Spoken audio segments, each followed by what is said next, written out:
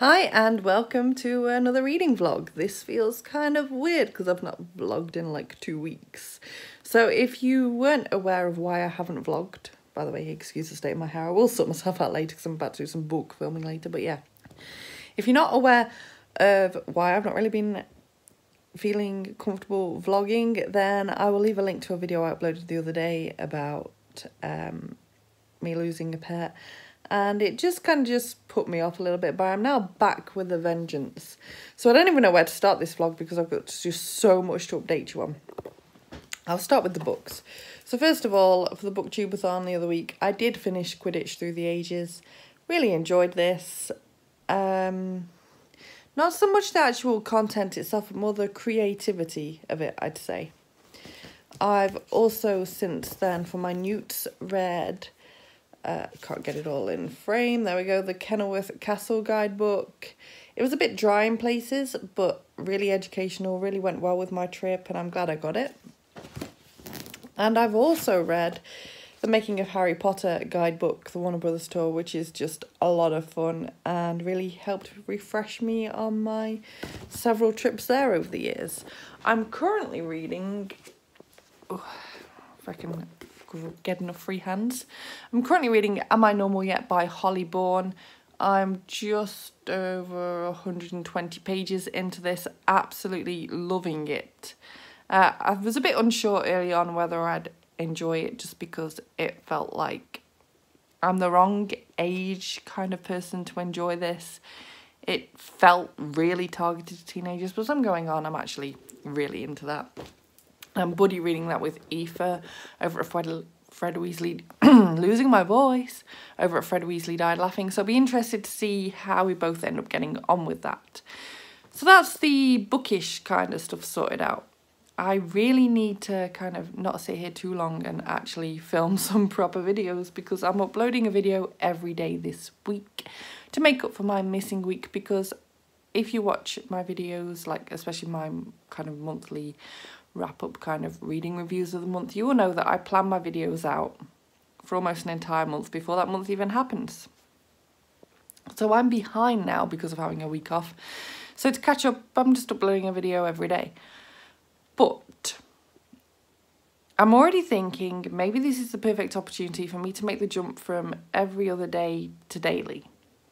And I don't know whether I'm kind of a bit mad for even considering it, because it is basically double the workload. But until the other week, I was finding every other day very easy to accomplish, very easy. So I'm thinking I might be able to jump to daily. I might give it a go. So I might do this daily content for more than just the week that I'd said in that video, but I'm not sure yet. Maybe I can just try it a couple of weeks. And if it seems like too much, I can always drop back to every other day. Won't be a problem. But yeah, let me know in the comments whether you'd like daily content, because daily content would mean that I can do a lot more book reviews, because right now I'm kind of cautious over which books I film individual reviews for, because it takes up a lot of my recording slots. Even with the recording every other day, it takes up a lot of my monthly slots to record individual book reviews. So I tend to only do ones that are my NetGalley ones, but I would love to be able to sit, for example, and do a full review of, just as an example, the Making of Harry Potter guidebook. But right now I don't feel like there's the time in a month to do that. So I wouldn't, and I'd just mention it in my main wrap-up. So I'm not sure. Daily feels like a good idea right now, but maybe I've just woke up on a really enthusiastic day and haven't really properly thought it through. So I'm going to have some breakfast, make myself look more presentable, and then go and book film maybe 4 videos or so, maybe a bit more, I'll see. It's okay filming 3 videos at once, but the aftermath of mess and destruction is just like, yeah.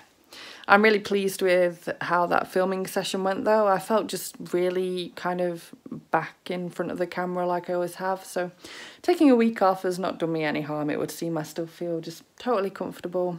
Really enjoyed myself. Got proper dry mouth on the go now though. Need a drink badly. Hello everyone. So it is Thursday the 16th of August and I have finished reading I just hit myself in the face. I have finished reading Am I Normal Yet by Holly Bourne, which is the first book in the Spinster Club series or trilogy. So this, over 400 pages, was a very quick read for me. I mean, the font isn't exactly small. I mean, you've got a very generous sized font. There's quite a lot of pages where there's like thought processes, so there's not many words per page. So it is a really quick read. If you're after something quick in the YA genre, this could be for you. So I don't want to go into my thoughts too much on this because I will be filming a full review for it, and I will also be talking about it more in my wrap-up. But just to touch on it briefly, I went into this a little bit nervous because it's a very popular YA book. Very popular. And also beyond that, it's got quite a sort of school setting to it, and I was a bit like, am I a bit too old for this? Will I not kind of be into it? I shouldn't have worried. This was a 5-star read for me. I just absolutely adored it. I love the friendship. The OCD representation, from what I can gather, is probably incredibly accurate. Holly did a lot of research and kind of took herself to quite some bad places in order to be able to do this as kind of accurately as possible. What I will say is that if you are someone who suffers from OCD, I'm really not sure whether this would be quite triggering. It's quite a difficult read at times, even for someone who doesn't suffer OCD. I was kind of like biting my nails and struggling at times because it was just so real. Meanwhile, you cover so many other topics in this. Obviously, this is quite kind of feminist, as they start a feminist group called the Spinster Club. You've also got you've got friendship, you've got boys. There are some real douchebag boys in this book, like awful guys. There's discussions of things like whether you're ready for sex. There's period talk in this, which is just absolutely fantastic, because I was sat there thinking, I relate so much to all of this right now. We don't want to buy tampons. We don't want to buy pads. We're being forced into this. Why should we pay tax? Or should I just walking around with blood dripping from me every month from now on? Yeah. That's my thoughts. Meanwhile, oh yeah, there's the whole kind of ditching your friends for a boy, changing yourself for a boy. If people can't, and even friends for that matter, if people can't accept you for who you are, you shouldn't have to change to fit in. I also really enjoyed how we question what is normal in this book. What is normal? Like, we're in a kind of society now where it's so easy to compare yourselves to one another and to think that everyone else is living such a better life and that everything is rosy for them. And you just look at them and think, I wish I had your life. I wish I was this. I wish I was that. And that's just not a healthy thing. Plus, you don't know what's going on behind closed doors. You don't know what they've got going on that they don't tell you about, because as Evie, the main character in this, demonstrates, it is very easy for her to make herself look normal, even when she is, like, close to the edge of having, like, a total kind of OCD breakdown, pretty much, and totally relapsing. So, yeah. It's very easy to make yourself look normal, even though you aren't. And I just loved that whole discussion that kind of happened throughout the book, really. This was just a fantastic read. Highly recommend it. And part of me really just wants to either reread this right now or just pick up the rest of the series. And I can't because I've got my Newt's TBR. And I could just think, screw my Newt's TBR, which is a little bit tempting. But there's some books on that I'm really desperate to read too, so I'm just going to not let this take me into a reading slump, because I've got that feeling where you feel all empty inside now and that nothing will ever be right again. And you just want to kind of be in this forever.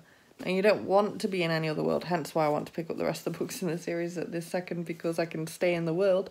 But if I just pick something up straight away sometime today and keep going with it, either one of the books I've already got on the go or a new one that's off my TBR, I should be able to push through it, because all you need to do is get yourself feeling like that in a new world.